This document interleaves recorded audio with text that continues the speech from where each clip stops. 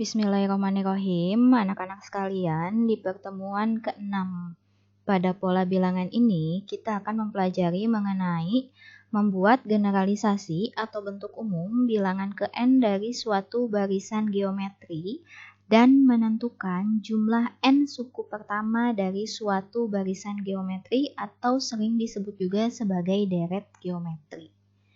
Nah, sebelumnya Ibu akan mengingatkan kalian terlebih dahulu mengenai materi yang sudah kita pelajari di pertemuan sebelumnya. Yang pertama adalah mengenai barisan aritmatika dan deret aritmatika. Nah, untuk barisan aritmatika, ini di sini Ibu beri contoh angkanya 12, 16, 20, 24, dan seterusnya. Mengapa ini disebut barisan aritmatika? Kita lihat, 12 ke 16 itu ditambah 4. 16 ke 20 itu juga ditambah 4. 20 ke 24 juga ditambah 4. Ternyata ini teratur, selalu ditambah 4. Tambah 4, tambah 4, tambah 4, dan seterusnya. Nah, karena ini teratur, tambah 4 tambah 4 antar suku yang berdekatannya, makanya ini disebut sebagai barisan aritmatika.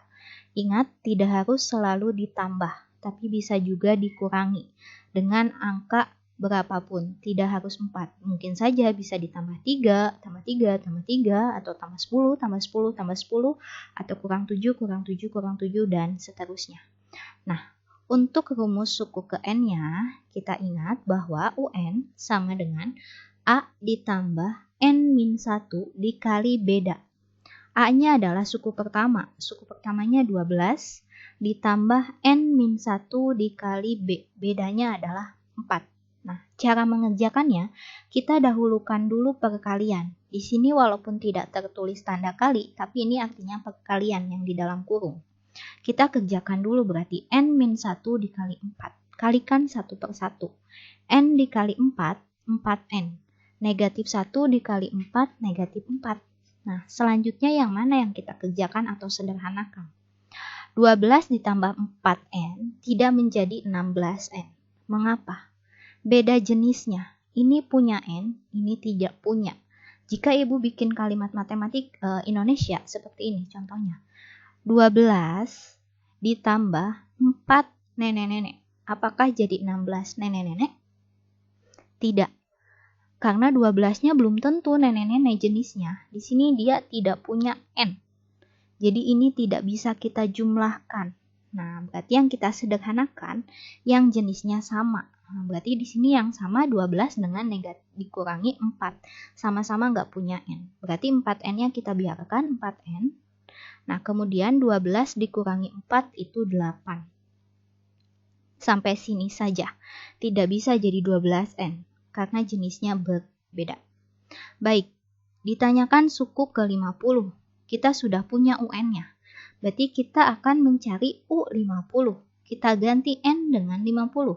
Berarti U50 sama dengan 4 dikali. N-nya tadi 50. Berarti 4 dikali 50 ditambah 8. 200 ditambah 8. Hasilnya 208. Nah, perbedaannya dengan deret aritmatika di sini tanda hubungnya jika kamu lihat itu tambah atau penjumlahan. Karena deret aritmatika itu adalah jumlah N suku pertama barisan aritmatika. Jadi mereka berhubungan. Tapi di sini jumlah. Bentuk umumnya adalah SN. S itu dari kata sum. Sama dengan banyaknya suku dibagi 2 dikali jumlah suku pertama dengan suku terakhir. Nah, jika kita lihat ini, suku pertamanya sudah ada 12, suku terakhirnya juga sudah ada 32. Tapi yang belum kita punya adalah banyaknya suku. Dari 12 ke 32 ini ada berapa? Nah, karena ini mah dekat, kita pakai manual saja. 12 ke 16 tambah 4, 16 ke 20 tambah 4. Berarti titik-titik ini kita lengkapi. Tambah 4, 24, tambah 4, 28, tambah 4 lagi 32. Oh, sudah sampai 32. Berarti ternyata ada berapa suku nih?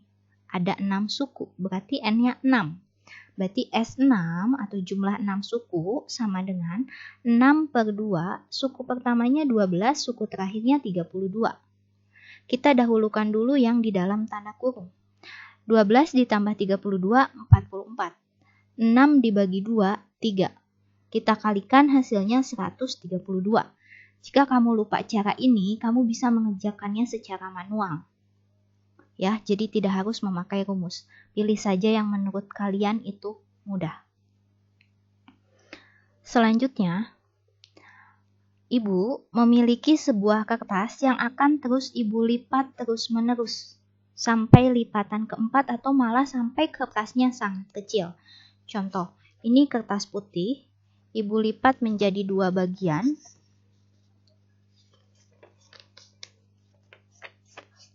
Nah, kan asalnya 1 ya. Nah, setelah dilipat, ini ada lipatannya, garis lipatannya. Jadi ada 1, 2. Ada 2 segi 4. Tapi jika hasil lipatan tadi yang ini, Ibu lipat lagi menjadi 2 bagian sama besar.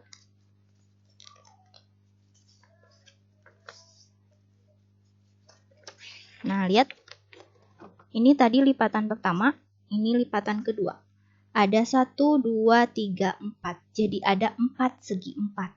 Nah, biar mudah Ibu gambarkan di sini. Ini asalnya, kemudian Ibu lipat pertama, jadi ada 2 segi 4-nya. Ibu lipat lagi ke bawah, jadi ada 4 lipatan. Ibu lipat lagi ke samping, jadi ada berapa lipatan? Ada 3 lipatan. Nah, di sini ada 6 buah segi 4. Ibu lipat lagi lipatannya, jadi ada 4 lipatan. Jadi total ada 16 segi 4. Nah, kalian boleh mempraktekannya sendiri di rumah. Nah, ditanya banyak segi 4 pada lipatan ke-7. Jadi kamu harus melipat ini sebanyak 7 kali. 1, 2, kamu lipat lagi. 3, 4, 5, 6, lipat lagi. 7. Nah, sulit kan? Nah, tapi jika kita menuliskannya ke dalam bentuk pola bilangan, tentu itu akan lebih memudahkan kamu ya. Nah, banyak ya lipatannya. Nah, kita akan tuliskan saja dalam bentuk pola bilangan. Banyak segi 4, yang pertama ini ada 2. Lipatan keduanya ada 4. Lipatan ketiganya ada 8. Lipatan keempatnya ada 16. Coba lihat. 2 ke 4, kalau kita pakai barisan aritmatika, tambah 4, tambah 2, tambah 4, tambah 8. Bukan aritmatika ya, kalau pakai penjumlahan. Jadi ini ternyata dikali 2. 2 kali 2, 4. 4 kali 2, 8. 8 kali 2, 16. Nah, karena di sininya perkalian, ini disebutnya barisan geometri. Tahu ya bedanya sekarang aritmatika dan geometri? Nah, sekarang pengertiannya. Ibu di sini sebelumnya pernah memberikan contoh di pertemuan ke-1 ya. Di sana ada contoh yang C dan D. Angkanya ada 3, 6, 12, 24. Nah, ternyata ini polanya selalu dikali 2. Sementara untuk yang D, itu ternyata dibagi 3 ya. 54 dibagi 3, 18. 18 bagi 3, 6. 6 dibagi 3, 2. Dan seterusnya. Atau pembagian dengan 3 itu sama aja dengan perkalian dengan 1/3. Nah, kita lihat hubungan antar suku berurutannya. Bukan lagi 6 dikurangi 3, tapi 6 dibandingkan dengan 3 atau 6 dibagi 3, 2. 12 dibagi 6, 2. 24 dibagi 12, 2. Karena ininya selalu 2, hasil perbandingannya, dia disebut R atau rasio. Kalau di aritmatika namanya beda, selisih. Jadi bisa dikurang atau ditambah. Kalau di geometri itu namanya rasio, perbandingan atau hasil bagi. Untuk penamaannya sama, ini suku pertama, kedua, ketiga, dan seterusnya. Suku pertamanya disebut sebagai A. Jadi, barisan geometri adalah susunan bilangan yang memiliki rasio atau perbandingan antar suku berurutan yang tetap. Nah, sekarang kita akan menentukan rumus umum atau bentuk umumnya. Ditanya suku ke-10 dari barisan geometri tersebut. Kamu bisa mengerjakannya manual sampai 10, menemukan bilangan ke-10, tidak apa-apa. Nah, jika menggunakan rumus bagaimana caranya? Baik, kita lihat. Ini suku pertamanya adalah 3. Ini rasionya, dia selalu dikali 2. Berarti 2. Rasionya diperoleh dari boleh 6 dibagi 3 atau 12 dibagi 6 atau 24 dibagi 12. Tetap hasilnya 2. Coba kita lihat, U1 3, U2 6, U3 12, U4 24, sampai nanti suku ke N. Nah, 3 itu adalah 3 kali 1 ya, 3. 6 itu ternyata 3 kali 2. 12 itu ternyata 3 kali 4. 24 itu ternyata 3 kali 8. Nah, ini sudah teratur nih, semuanya dikali, semuanya awalnya 3. Yang berubah adalah pengalinya. Nah, berarti di sini 3-nya tetap. Nah, 2, 4, 8 kita rubah lagi. Jadi 2. 2 pangkat berapa? 2 itu adalah 2 pangkat 1. 4 itu adalah 2 pangkat 2 atau 2 kali 2. 8 itu adalah 2 pangkat 3 atau 2 kali 2 kali 2. Nah, di sini lihat polanya. Dia di depannya selalu 3, kemudian kali 2, tapi yang berubah di sini ternyata hanya pangkatnya. Jika sukunya kedua, pangkatnya 1. Jika sukunya ketiga, pangkatnya 2. Jika sukunya keempat, pangkatnya 3. Oh, berarti selisih antara ini dengan pangkat itu 1 atau dikurangi 1. Nah, jadi kita beri rumus di sini. 3 itu adalah suku pertama atau A. 2 itu adalah rasio, berarti R. Nah, tinggal pangkatnya. Kita ganti 1, 2, 3. Suku keempat berarti AR pangkat 3. Suku kelima berarti AR pangkat 4. Pangkatnya dikurangi 1. Dan seterusnya sampai menemukan suku ke N. Jadi UN sama dengan A dikali R pangkat N min 1. Nah, berarti kita di sini bisa menentukan suku ke-10 ya.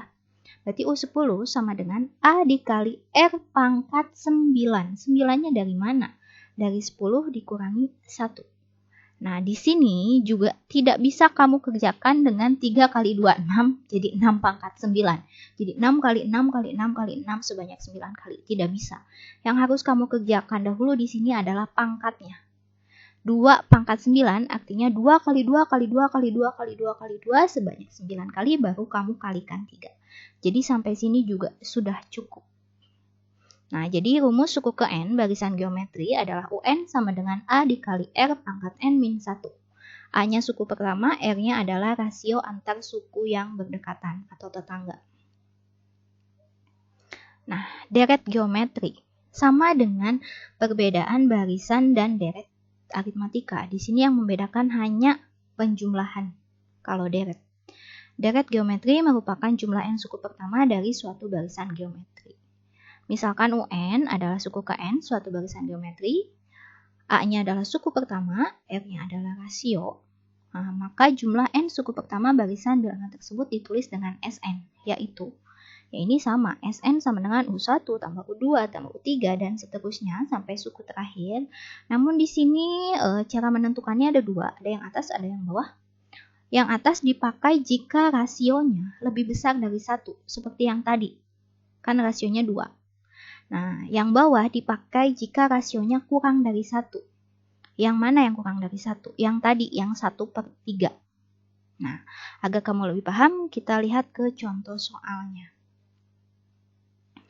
Di sini kita menentukan hasil dari atau penjumlahan dari 3 tambah 6 tambah 12 tambah 24 dan seterusnya sampai 384. Baik, karena di sininya ada titik-titik, nah, berarti kita harus melengkapi dulu ya yang titik-titik ini berapa sih. Nah, 3 ke 6 kali 2, 6 ke 12 kali 2, 24 ke 12 kali 2, 24. 24 kali 2, 48, kali 2, 96, kali 2, 192, kali 2, 384. Jika kamu jumlahkan secara biasa, hasilnya 765. Nah, bagaimana jika menggunakannya dengan rumus? Baik, kita lihat. Berarti 3-nya suku pertama, rasionya itu adalah 2. Nah, karena 2 berarti yang kita pakai yang atas tadi. SN sama dengan suku pertama dikali rasio pangkat N dikurangi 1 dibagi rasio dikurangi 1. Kalau rasionya tadi 1/3, berarti kamu tinggal merubah posisi ini saja jadi 1 dikurangi R pangkat N. Yang ini juga 1 dikurangi R. Perbedaannya di situ saja. Kita masukkan suku pertamanya 3, rasionya 2, banyaknya suku dari 3 sampai 384 itu ada 8. Kemudian kurangi 1. Dibagi 2 dikurangi 1. Kita kerjakan 3. Nah, 2 pangkat 8 artinya 2 kali 2 kali 2 kali 2 sebanyak 8 kali. Ternyata 256 dikurangi 1. 2 dikurangi 1. 1. Berarti karena dibagi 1 tidak mempengaruhi ya, tetap nilainya. Berarti 3. Kerjakan yang di dalam kurung, berarti hasilnya 255. 3 dikali 255, hasilnya 765. Nah, sekian materi hari ini. Jadi sebenarnya materinya sudah habis. Jadi untuk selanjutnya Ibu akan memberikan rangkuman. Nah, jadi selama ini kita sudah mempelajari 9 jenis pola bilangan. Ada bilangan genap, 2, 4, 6, 8, ada bilangan ganjil, 1, 3, 5, 7, dan seterusnya. Ada pola bilangan persegi, 1, 4, 9, 16, persegi panjang, bilangan segitiga, segitiga Pascal. Nah, untuk 1 sampai 5, dia bentuknya baku.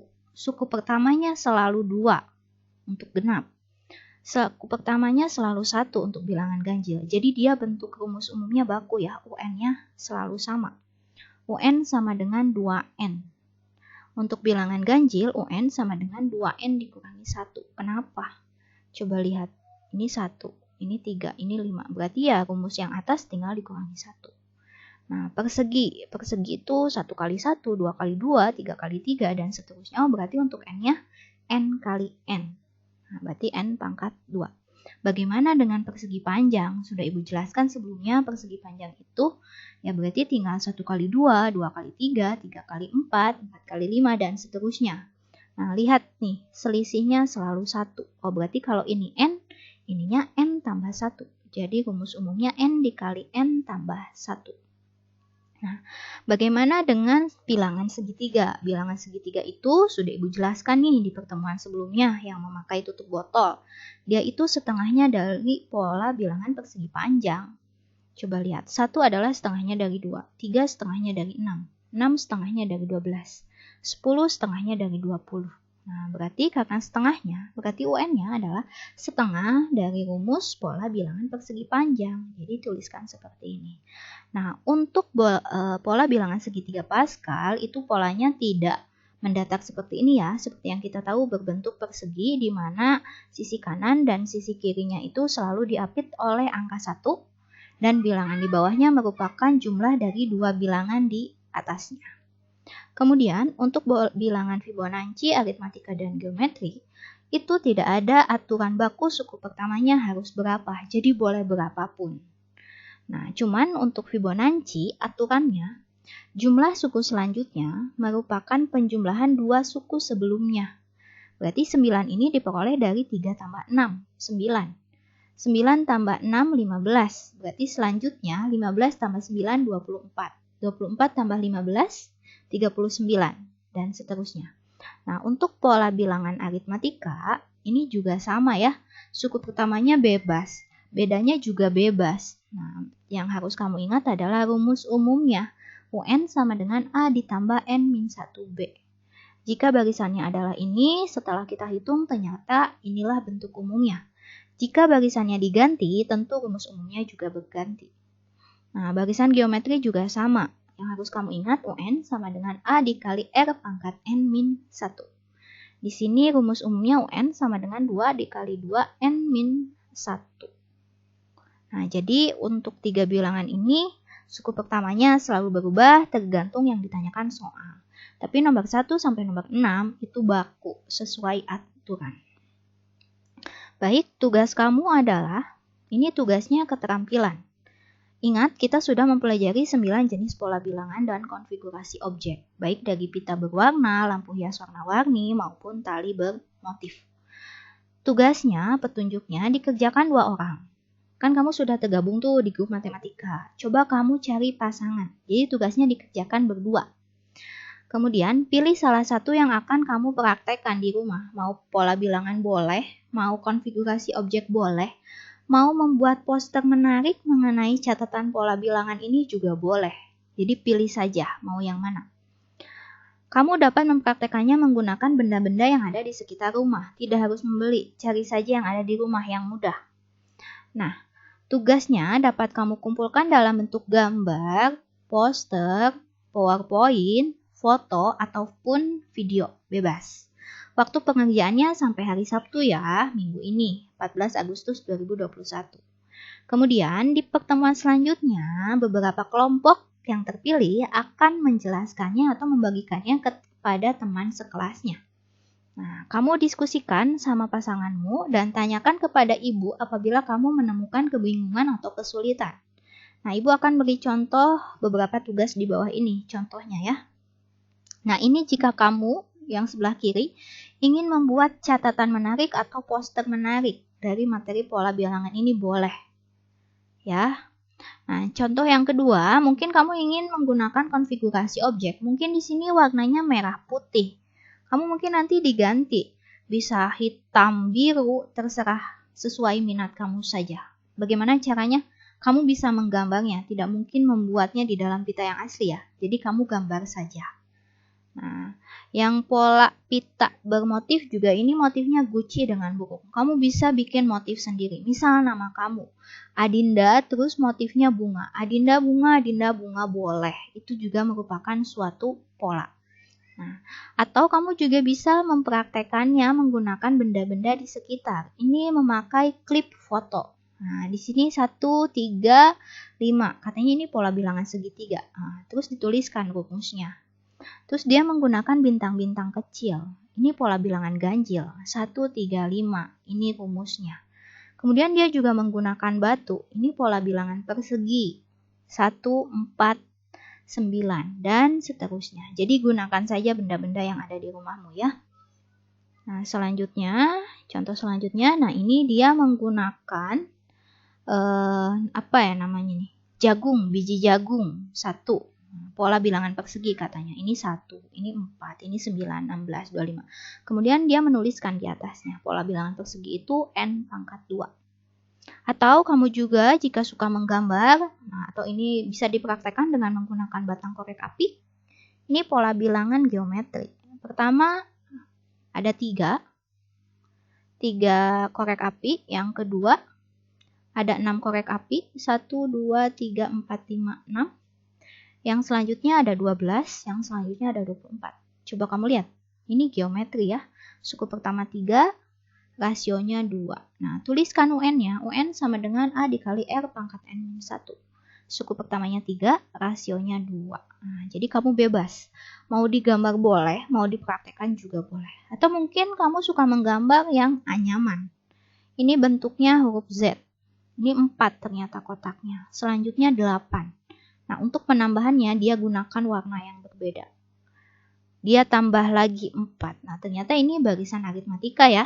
Karena penjumlahannya atau selisih antar sukunya itu selalu 4.